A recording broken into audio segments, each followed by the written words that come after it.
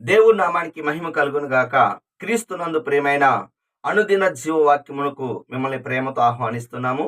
ఈ దినము అనగా జనవరి 21వ తేదీ లేఖన భాగము మత్తయి సువార్త 15వ అధ్యాయము 1-20 వచనాల నుండి వాగ్దానము 10వ వచనం జనసమూహం పిలిచి గ్రహించుడి. అంటే ప్రభువు ప్రతి ఒక్కరిని పిలుస్తాడండి. ప్రయాసపడి భారం మోసుకుంటున్న సమస్త జనులారా నా యొద్దకు రండి, నేను మీకు విశ్రాంతిని కలగజేస్తాను అని యేసు ప్రభువారు ఎవరైనా భారముతో ఉన్నప్పుడు ప్రభు ఆహ్వానిస్తున్నాడు. ఎవరైనా రావచ్చు. చాలా మంది ఆయన దగ్గరికి రాకుండా మరి ఎక్కడో దూరంగా ఉంటారు. ఆయన దగ్గరికి వచ్చిన వారికి ఆయన మనశ్శాంతిని ఇస్తాడు. గుర్తుపెట్టుకోండి, మరి రమ్మంటున్నాడు, పిలుస్తున్నాడు. కానీ కొంతమంది స్పందించరు. జక్కయ్య మరి స్పందించాడు అనుకుంటాను. ఆయన దగ్గరికి వచ్చాడు. మరి యేసు ప్రభువారు యేసు ప్రభువుని చూడటానికి జక్కయ్య వచ్చినప్పుడు ఆ చెట్టెక్కి కూర్చున్నప్పుడు యేసు ప్రభు పిలిచాడు, జక్కయ్య త్వరగా దిగుము, నేను నీ ఇంట ఉండవలసి ఉన్నది. అవును, నువ్వు ఆయన చూడటానికి వస్తే ఆయన నిన్ను పిలుస్తాడు. హల్లెలూయా. ఈ దినము నువ్వు ఆయన సన్నిధిలో నిలబడు, ఆయన యొక్క మందిరంలో నిలబడు, ఆయన మందిరానికి రా, దేవుని సన్నిధిలో నిలబడు. దేవుడు నీకు అద్భుతంగా గొప్ప స్వాస్థ్యాన్ని నీకు ఇస్తాడు, రక్షణ భాగ్యాన్ని ఇస్తాడు. ఎందుకు అంటే లూకా సువార్త 5వ అధ్యాయం 32వ వచనం ప్రభు ఎందుకు పిలుస్తాడు అంటే మారు మనసు పొందుటకు మరి నేను పాపుని పిలవచ్చింది. పాపులే పిలవటానికి వస్తాడు. బట్ జక్కయ్య మనసు మార్చుకున్నట్టుగా నువ్వు కూడా మార్చుకుంటే నీకు సంతోషం, ఆనందం దొరికిద్దండి. జక్కయ్యకి ధనం ఉంది కానీ సంతోషం లేదు.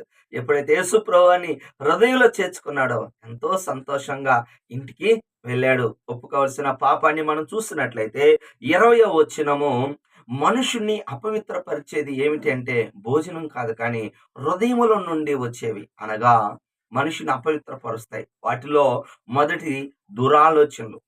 అవునండి, దురాలోచనలు, నరహత్యలు, వ్యభిచారం, ఆ ఇవన్నీ కూడా మరి మనిషిని అపవిత్రపరుస్తాయి. మనిషిని అపవిత్రపరుస్తుంది. మరి వ్యభిచారం ముందు పట్టబడిన స్త్రీని మరి ఆ యొక్క పట్టణస్థులు, ఆ యొక్క శాస్త్రులు, పరిచయులు తీసుకొని వచ్చి ఈమె వ్యభిచారం చేస్తుంది, ఈమెను రాళ్లతో కొట్టి చంపాలని చిన్నలు మొదలుకొని పెద్దవాళ్ళందరూ రాళ్ళు పట్టుకొని వచ్చారు. కానీ యేసు ప్రభు అన్నాడు, మీలో పాపం లేనివాడు రాయేయమన్నాడు. అవునండి. ఆ మనము అనుకుంటాం గానీ మన యొక్క తలంపులే, మన హృదయం యొక్క ఆలోచనలు దురాలోచనలండి. దురాలోచనలు.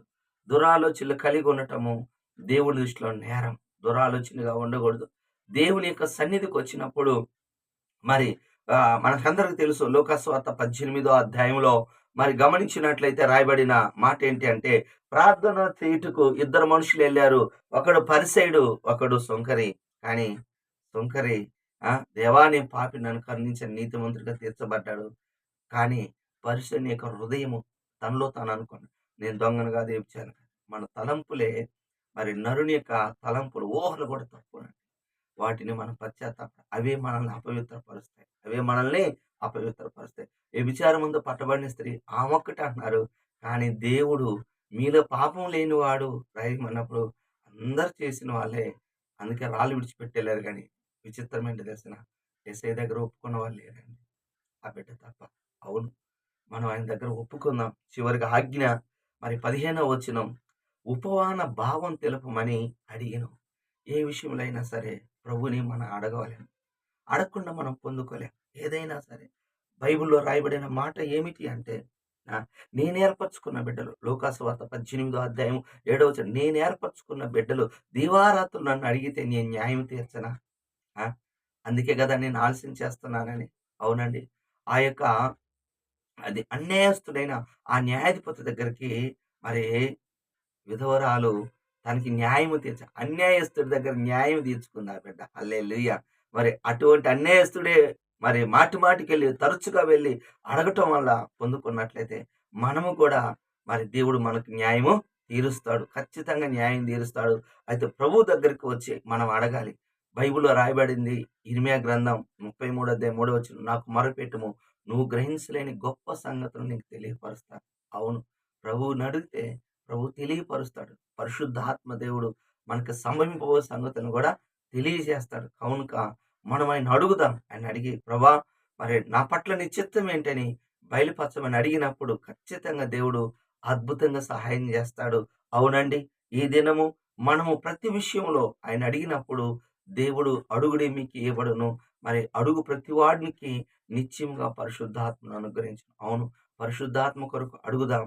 ఆ యొక్క పరిశుద్ధాత్మ దేవుడు మనకి ఎల్లప్పుడూ నడిపింపు ఇస్తాడు. దేవుడి ఈ మాటలు దీవించును గాక. ఆమె ప్రార్థన చేసుకుందాం. ప్రేమ కలిగిన తండ్రి, దేవా నీకు వందనాలు, స్తోత్రములు నాయన. పరిశుద్ధాత్మ దేవుడా, నన్ను పిలిచిన దేవుడా, మమ్మల్ని పిలిచిన దేవుడా, మేము అపవిత్రంగా ఉండకూడదు. దురాలోచనలతో అపవిత్రత హృదయంలో ఉన్నదాన్ని తొలగించు. హృదయం అన్నిటికంటే ఘోరమైన వ్యాధి. ఆ హృదయంలో ఉన్న ప్రతి బలహీనత నీ రక్తంతో కడుగయ్యి, అయ్యా నీ మాటకు స్పందించవలన అడుగు ప్రతి వాడు పొందుకోండి. ఆయన మీ నామమున అడుగుతున్నాను. బిడ్డలు ఏదైతే ఈ ఉదయ కాలం నీ సన్నిధిలో అడుగుతున్నారు, బిడ్డల విషయంలో కానీ, పనుల విషయంలో కానీ, వ్యాపార విషయంలో మీరే సహాయం చేయండి. అయ్యా నీ కృప చూపించి బలపరచు. మహిమను తెచ్చుకొని ప్రతి బిడ్డని దీవించి ఆశీర్వదించమని యేసు నామములో ప్రార్థిస్తున్నాను తండ్రి. ఆమేన్. తండ్రి యొక్క ప్రేమ, కుమారుని యొక్క కృప, పరిశుద్ధాత్మ దీవెన సదాకాలం మనందరికి తోడుగా ఉండును గాక. ఆమేన్.